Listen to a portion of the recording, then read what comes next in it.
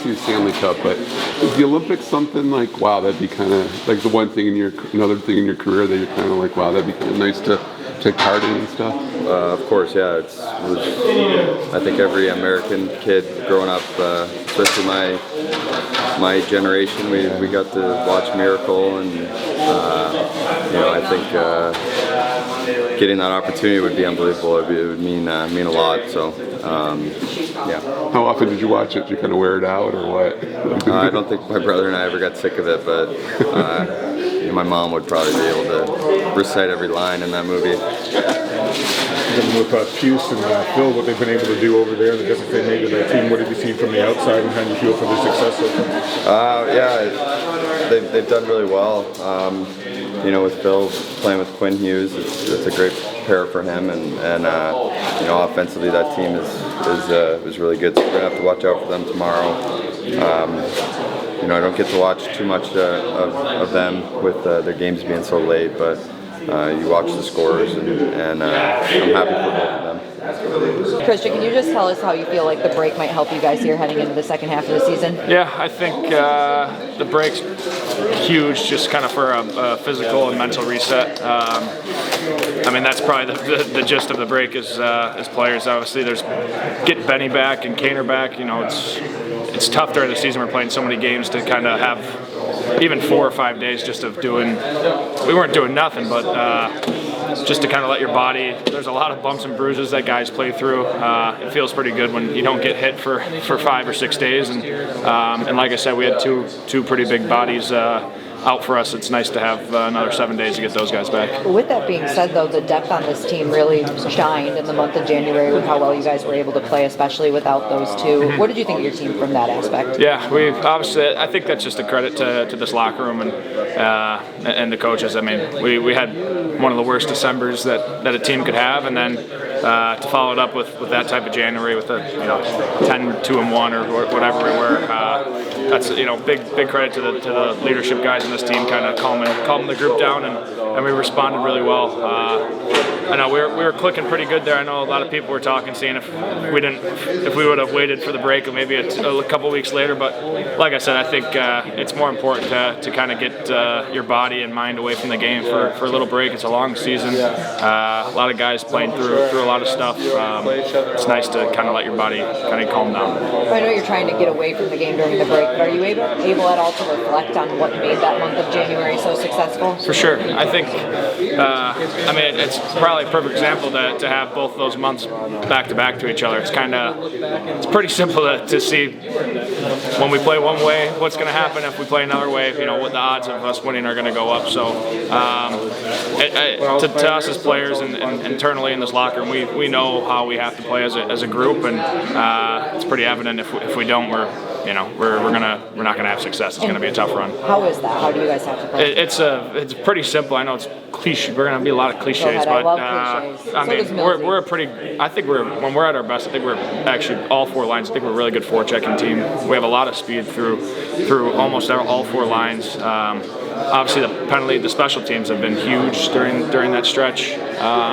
But simple north-south team, forechecking, a lot of pressure. We're always over the top of guys when we're playing really well. We're turning pucks over left and right, and then after that, once we're just kind of doing those basic things or kind of fundamentals, we have so much skill and top end guys in this room that you just kind of let your game take over and just kind of let yourself play, and it opens up. And then last one for you, the level of hockey has been high all season long, but it really seems to amp up after the break with teams playing at more of like a playoff level. How does your team have to respond to that? I think it's great. I think it's nice where we're at kind of right now in the picture.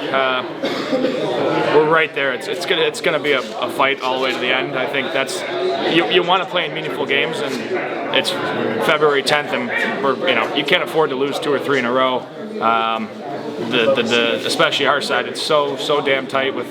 Could come down to an overtime win or losses. There's a lot of things that we look at and everyone looks at. It's going to be really tight, but that's fun. You want to play meaningful games. Tomorrow is a huge one.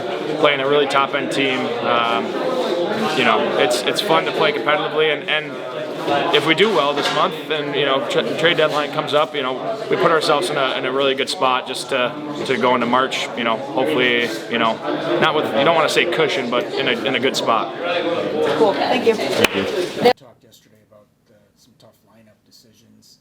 I imagine that also goes for the power play. Now you have more options in the power play. Yep. Yeah, you can see we've worked in 11 guys for 10 power play spots in the last 2 days of practice. And those aren't easy decisions, but we'll welcome those decisions. I've been, my 2 years here, I've been trying to find 5 guys for a power play at times last year. And I think the added depth, having 11 guys, these are good problems to have. So it's something we'll work through, and it's still a work in progress going forward. Pretty nice compliment to Joe Valeno that I know you like him down low, or in front of that, but that he's earned a spot on. Yeah, I think you're trying to get some hands to match up on the power play there. Him being a lefty and his ability to take a face off, he's made some plays in the power play, and it's spreading out some minutes.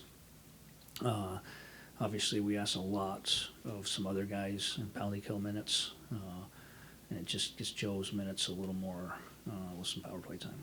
Is having a guy like Sprong as a possible reserve good too? I mean, you can put him in for if either Perron or Raymond should be in the box. Yeah, I mean, he could play probably in reality, every spot on the power play. So yes, obviously that's a huge positive. Derek, what do you see? I mean, a lot of people are the way Vancouver's playing. I mean, Yeah. did you expect? Are you a little surprised or? I'm not surprised at them having success. Obviously, I'm surprised at the 73, whatever, their top 1, 2, 3 team in the league. If you see their talent, you look down their talent, that's as good as a team as there is in the league. Their depth on D, their depth up front, game breakers on D and up front, and one of the top goalies in the league. Now, with that said, huge credit to Talk and their staff to get it all going in the right direction. So I'm excited that this is just a really good challenge. We get 3 of our next games are probably a team that may be in the Stanley Cup Finals. So this is going to be really good for us to try to get our game back in order. The fact that they have played twice, is that a big advantage? Yeah, I don't like it, and I don't have no problem saying it. I think there's some disadvantage. It's a little frustrating, but I don't blame the league. It was my point yesterday. This is a disadvantage for us. You see the rhythm of them getting, it's their 3rd game in our first. You saw us in the last 2 practices. There's some lack of sharpness in there. But at the same time, before the break, we played Tampa when they were on a back-to-back. We played Philly when they were on the back-to-back. And no one's apologizing for us gaining 4 points there. It's the reality of the league. We know it. It's our job to go out and execute it. With the power play, how well the power plays are scouted? Like, is it actually, there are times where it can almost having something changed and it can be an advantage for prepping for another team that knows exactly? Yeah, potentially. It's a cat and mouse with the power play PK. Different looks in the penalty kill. Penalty kill's evolving a little bit. Everyone used to be this top-down type penalty kill. That was kind of the new thing in the league. Now a lot of teams are going to this just fronting diamond look. So it's one thing that's evolving in the league, which isn't a surprise. We'll be talking about something different potentially 2 to 3 years from now. So yes, we have to always be evolving our power play, different looks. And the positive is we have some pieces on the power play to have it, constantly changing. As a coach, when you go into a season, because on that level, you're going to say 82 games in theory. Yep. Perfect world, everyone's healthy, whatever, right? Like, spot where you go in, you're going to know you're going to have to change it because either you can't do the same thing for 40 games without Correct. saying, hey, you're going to do this, Yes, right? I mean, you'd like to have some similar habits, face-off retrievals, entries, similar habits to that. But yes, that the look of it and the motion of it needs to evolve. Derek, before this break, you said there's no way we can, it's damn near impossible to keep up the intensity or where we're at.